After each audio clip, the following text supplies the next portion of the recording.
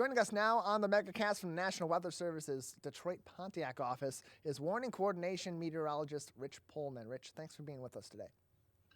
Good morning. Thanks for having me. Yeah, glad to have you on at a really interesting time here in Michigan. This winter has been kind of on and off. It starts, it stops, it kind of putters along. And what started with a quite massive storm right before the holidays kind of has had a pretty quiet overall season here and unseasonably warm at times too. Is that something that was within the predictions and the forecasts for this winter from experts like yourself and others at the National Weather Service coming in, or is this really an oddity of a winter here in Michigan?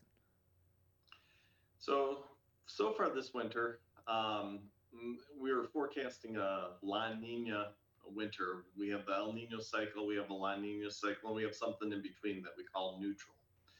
And so with the La Nina winter, the storm track is through the Great Lakes. If that storm track is west of the Great Lakes, we get into a lot more of the warmer air. And we've seen a lot more of that weather pattern with this La Nina than any other weather pattern. We've had a few breaks in that where the storm track, the jet stream, if you will, dipped far enough south that the Arctic air was allowed to encroach in on the Great Lakes. And that's what happened right before Thanksgiving, right around the Christmas holiday. And then that week or so around February 1st when we got our snowfall with that January 25th storm.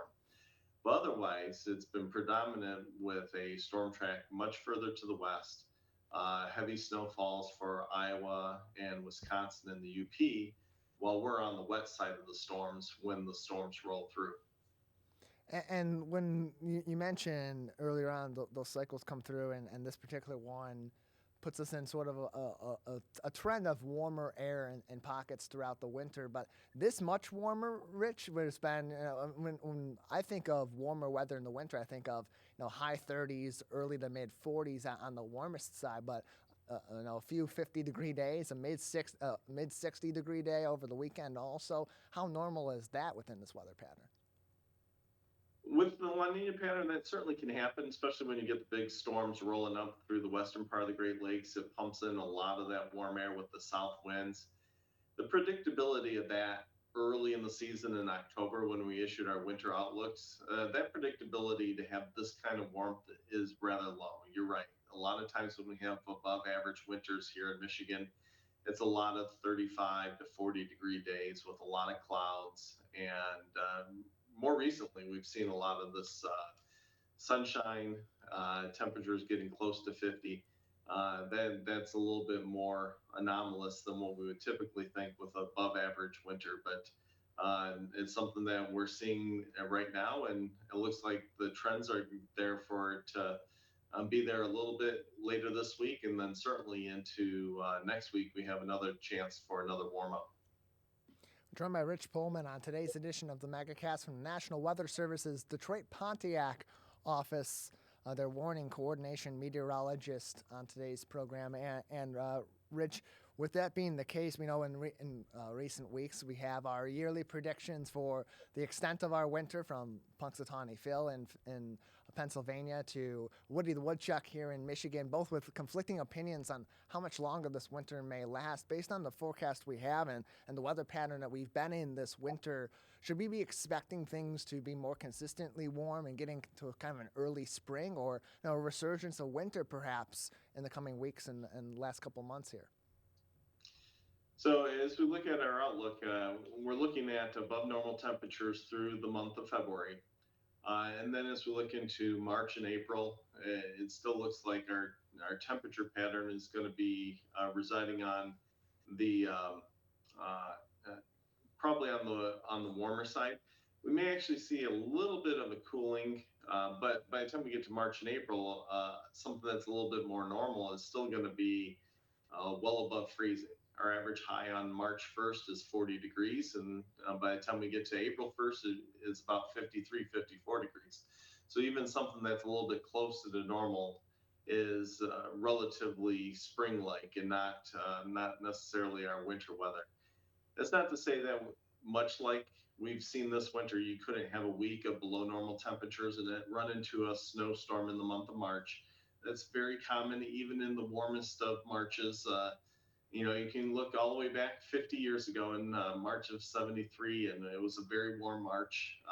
But we had one snowstorm in there. That was a pretty significant St. Patrick's Day snowstorm. So we always have to have an eye out for winter weather, be prepared for it as we go through the month of March, even though the bulk of the season looks like it's going to be above normal for that month. And look, it's a little bit warm. It's more of a warmer period than we're used to in a Michigan winter here, Rich. And certainly when we think of those warmer days, we're thinking about the 40s or maybe the 50s, and now we're having them in the 60s. And so in today's world, you got to think about it too. How much of a factor perhaps is climate change in the swing to being much more warmer over the last couple of weeks when we've had those warm periods versus what a warm day in the winter has been in the past 10, 20 years? So when we look at the individual season, it's hard to say that climate change is responsible for this winter. To date, we're the eighth warmest winter on record for the Detroit area. But as I look at the records for the top 10, 6 of those 10 are in the last 25 years. That would be more of a signal of the climate change. That's 6 of the top 10 warmest winters to date on February 12th have resided in the last 25 years. That is the fingerprints that we look for climate change. This year falls into that, but this year itself being a focus of the warming planet, you can't necessarily say this pattern is because of that, but that 25-year pattern has all the year markings of it, and this is just rolled right into those other years that I'm looking at for the top 10 warmest winters on record.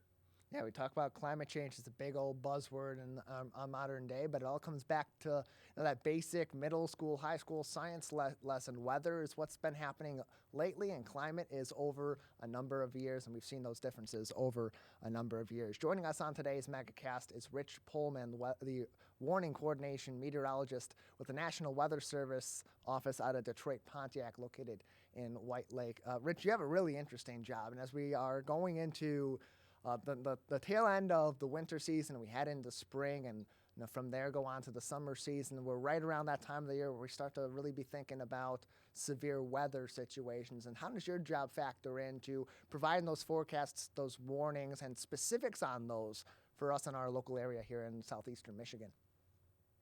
Yeah, we're about to turn the page. Winter is still here, and like I said, we're still going to be paying attention to if we have that winter storm in the middle of March. But we have Skywarn spotter training hosted by our local emergency management community across southeast Michigan. And we will present that. So if you're interested in becoming a trained weather spotter for the National Weather Service and your local community, be sure to check out our website at weather.gov/Detroit. Right at the top, there's a link to our Skywarn training that starts on March 2nd. And so we're turning the page, getting ready for that severe weather. On March 19th is the start of Severe Weather Awareness Week, where we'll be promoting preparedness, safety activities. Then on Wednesday, March 22nd is the statewide tornado drill, and it's really just a time to practice. Some communities may sound their sirens at 1 o'clock. We'll do our weekly weather radio test at 1 o'clock instead of at 11:30. And it's a time for schools and businesses and people at home to just practice and think about their severe weather safety plans. We do that in March before we really get into the meat of the severe weather season, which generally is May, June, July, and into August. We can get some severe weather in March and April, and so we do want to be prepared for that. It's that transition season where that can happen, but we're starting to get prepared for that severe weather season. That's just a couple months away, and we got a couple activities coming up to help everyone get prepared and learn about it. Yeah, we'll definitely reach out to try to have you back on around that time to really go into more details about making those severe weather plans and how to best interpret on an individual level in your local area and on a wider level for a community, how to adjust to those oncoming or forewarned severe weather situations. But I do want to go back and talk to you more about the Skywarn spotter training that's available. People can learn more about, again, the website being weather.gov/Detroit, and at the top of the page, you just click on both in-person and virtual Skywarn spotter training classes. Who are these available to, and who can do this? Really, anyone can participate. We like to say if you're teenage years or older, you can report to the Weather Service, but it's really open to anybody that wants to learn about severe weather, uh, how to look for certain parts of the storm that are more prone to severe weather, and then how to report to the Weather Service. The last piece that we teach in Skywarn spotter training is that safety piece.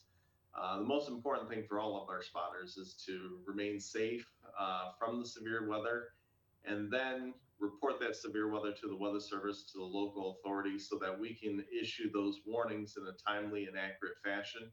You help the Weather Service learn about severe storms, help us issue the next warning for the downstream community, and it allows us to gather that data, the ground truth data.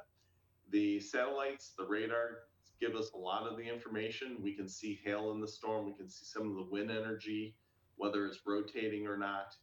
But that's at the cloud level. That may be at 1 to 3,000 feet in the storm. And the radar cannot see below the cloud level, below that 1,000 feet. So we need our spotters to give us the ground truth to say, hey, the hailstorm that you see, it's reaching the ground as golf ball size hail, or the rotation that we're seeing in the cloud base has manifested into a funnel cloud, or worst case scenario, a tornado. And so we need those spotters out there to give us that information so that we can issue the more accurate and timely warnings. And just how much of a difference does it make to have a number of these spotters spread throughout local areas, certainly on a county by county level, as that typically is where the National Weather Service will isolate those warnings to? How much of a difference does it make in the accuracy from what you're able to forecast with your team of meteorologists and other weather experts to making those warnings much more accurate and much more pinpointed? Well, it's a long iterative process actually, because we really try to have our warnings out before the severe weather is reported. That's the goal, and so then the spotter gives us reports of verification of that severe weather. But that's always a learning opportunity. Every severe thunderstorm, every tornadic storm offers us that opportunity to learn about it, and the spotters give us the information that corroborate with the radar data. And every little new piece of data is a learning opportunity so that the next severe thunderstorm warning, the next tornado warning can be even better. And so over the course of 30 years that I've been in the Weather Service, and 50, 60 years of Skywarn spotters, the warning process has gotten better each and every year, to the point now where we can issue warnings ahead of 90% of all the severe weather with about a 20-minute lead time. Tornadoes specifically, we're issuing warnings ahead of the tornado about 70 to 75% of the time with a 10 to 15-minute lead time.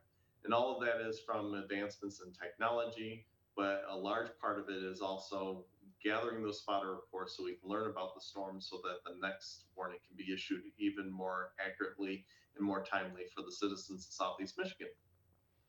More information can be found on the spotter training program by going to the National Weather Service's local website, weather.gov/Detroit, or for specifics on the training program directly, you can go to weather.gov/DTX/spotter2 for more information. Spotter 2, the number 2 after the word spotter, to go directly to that, or simplest way, weather.gov/Detroit, and just look under news headlines at the top of the page to learn more information. Available for ages 13 and up. Joining us on the Megacast is Rich Pollman from the National Weather Service's Pontiac, Detroit office, their warning coordination meteorologist. Rich, a few more minutes with you before we'll need to say goodbye today. Anything else that we should be keeping in mind about the continuation of this? Odd on the outside looking in, but all things being said, mostly normal for this weather pattern of a winter season, or looking forward to future seasons here this year. Yeah, I think the big thing for upcoming with our winter season is that for the most part, the storm track this La Nina season has missed Southeast Michigan in general. We've had about average precipitation, But in a lot of La Nina winters, we get above average precipitation, and the storm track is going to get a little closer to us, a little more active. So we have a few rain events coming up. On the backside, it might mix in with a little snow. We'll see if we get any sort of light accumulation out of that. But it does look like we're going to get back into a little bit of an active pattern over the next 7 to 10 days with more precipitation, mostly falling as rain. And so that is a trend that we see in the La Nina winters, is that the storm track gets over us, and especially in February and March. And so we're starting to see that pattern with more wetter conditions with the storm track in the Great Lakes region, and that is a La Nina footprint, and we're starting to see that, and something to look forward to in the next week, certainly, but maybe into the month of March. Well, Rich, we appreciate your insight on this and kind of clearing up some of the confusion that may be out there. Certainly I had, and maybe those out in our listening and watching audience had as well on our winter season. And, of course, always looking forward and being prepared for severe weather season that's not too far away. Thank you, Rich. Oh, you're welcome. Happy to join in this morning.